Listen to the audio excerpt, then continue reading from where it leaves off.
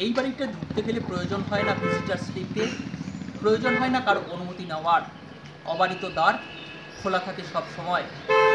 লোহার এই মরচে পড়া গ্রিলটা ঝকঝক করছে, কিন্তু বাড়িতে ঢুকতে গেলে কারো কোনো অনুমতি নিতে হয় না। রায়গঞ্জ লোকসভা নির্বাচন আসলেই এই বাড়িটার কথা মনে পড়ে। শুধু লোকসভা নির্বাচন বললে ভুল হবে, রায়গঞ্জের পঞ্চায়েত, পুরসভা, বিধানসভা যে কোনো নির্বাচনের ক্ষেত্রেই এই বাড়িটা কিন্তু রাজনৈতিক মহলের কাছে একটা অন্য সমীকরণের বার্তা বহন করে। আমরা সেই বাড়িটার অন্দর মহলেই যাওয়ার চেষ্টা করব।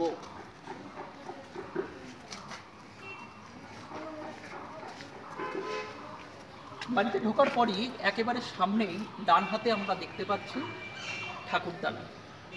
যে ঠাকুর দালানে এই বাড়ির কর্তা প্রিয়রঞ্জন দাসমুন্সী যখন তিনি সুস্থ ছিলেন, এই ঠাকুর দালানের সামনেই ধুনুচি নাচ করতেন।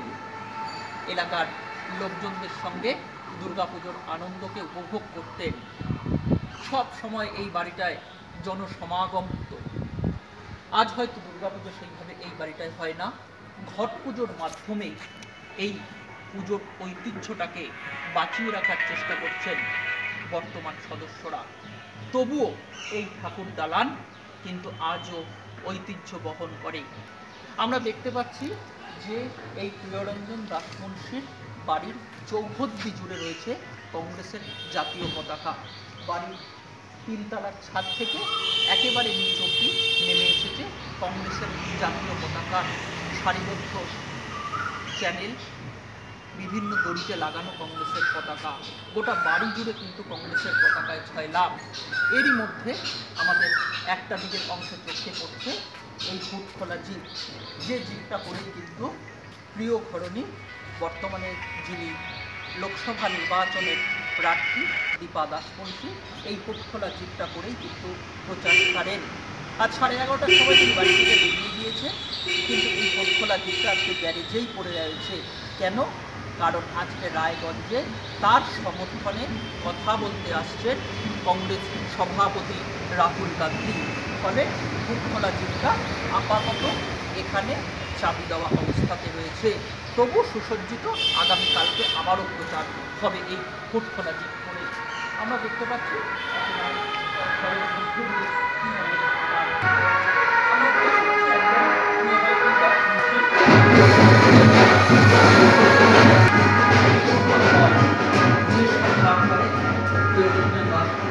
এই নির্দিষ্ট চেয়ারে এসে বসতেন। চেয়ারটা আজও কিন্তু অক্ষত অবস্থায় রয়েছে। চেয়ারে ধুলো পড়েছে, চেয়ারের হাতল বা পায়াতে খানিক হয়তো ঘুণ ধরেছে ঠিকই, কিন্তু চেয়ারটা এখনো অক্ষত অবস্থায় রয়েছে। এই চেয়ারটায় বসতেন, সামনে থাকতেন এলাকার সাধারণ মানুষ। তাদের বিভিন্ন অভাব, অভিযোগ, সমস্যার কথা প্রিয়রঞ্জন দাসমুন্সী সেই চেয়ারে বসে শুনতেন, প্রয়োজনীয় পরামর্শ দিতেন এবং সেই সমাধানের রাস্তাটাও কিন্তু তিনি তৈরি করতেন এই চেয়ার এবং টেবিলে বসে।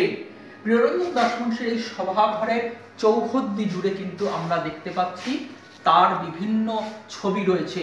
কোথাও রাজীব গান্ধীর সঙ্গে তার ছবি, কোথাও ইন্দিরা গান্ধীর সঙ্গে তার ছবি, কিংবা বিভিন্ন সামাজিক সংগঠন এবং এলাকার লোকজন এবং রাজনৈতিক দল থেকে আসা তার সংবর্ধনাপত্র, সেগুলো কিন্তু দেয়ালের চৌহদ্দি জুড়ে ছড়িয়ে রয়েছে।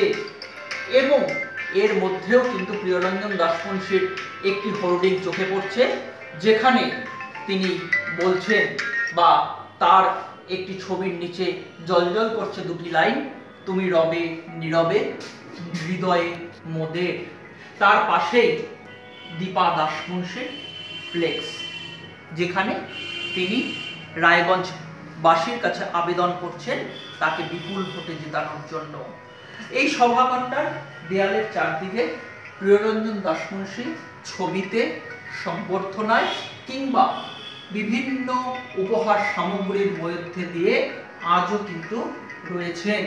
হয়তো তার শরীর এই ইহলোক ত্যাগ করেছে, কিন্তু এলাকার কংগ্রেস কর্মী, সাধারণ মানুষ বলেন প্রিয়রঞ্জন দাসমুন্সীর এই ঘরটাতে আসলে এখনো তারা আগের মতোই একটা আবেগ অনুভব করেন।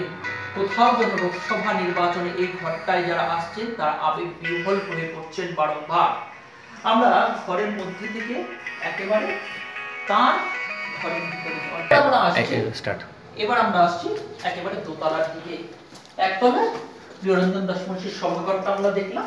এবার সিঁড়ি দিয়ে যখন দোতলায় উঠে আসছি, এই দোতলায় কিন্তু দেখতে পাচ্ছি একই রকম ভাবে প্রিয়রঞ্জন দাস মুন্সির ছবি দেয়াল জুড়ে ছড়িয়ে রয়েছে। বিভিন্ন শংসাপত্র, মানপত্র, বিভিন্ন উপহার সামগ্রী সুসজ্জিত অবস্থায় রয়েছে। বাড়ির সদস্যরা, কর্মচারীরা প্রত্যেক দিনই ঝাড় দিয়ে চেষ্টা করেন এগুলোকে আরো সুরক্ষিত অবস্থায় রাখতে। এবং এই দেয়ালের মধ্যেই একটা অংশে দেখতে পাচ্ছি ইন্দিরা গান্ধীর সঙ্গে প্রিয়রঞ্জন দাস মুন্সির একটি ছবি ফ্রেমবন্দি অবস্থায়, এবং একাধিক ইন্দিরা গান্ধীর ছবি কিন্তু দেয়ালের চারদিকে ছড়িয়ে রয়েছে।